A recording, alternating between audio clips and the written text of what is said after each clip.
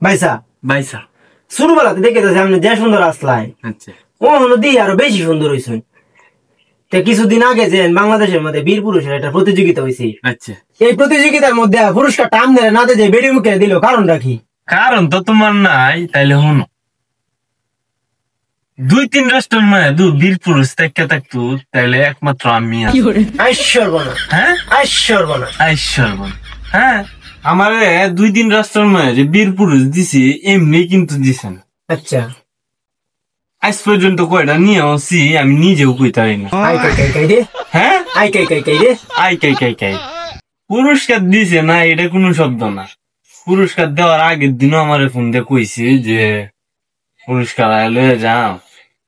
আমি কই না, লাগতো না, হন বাঁচবো আমি বেশি, হ্যাঁ লাগবো চুলাচলি একটা দিয়ে হইতো না।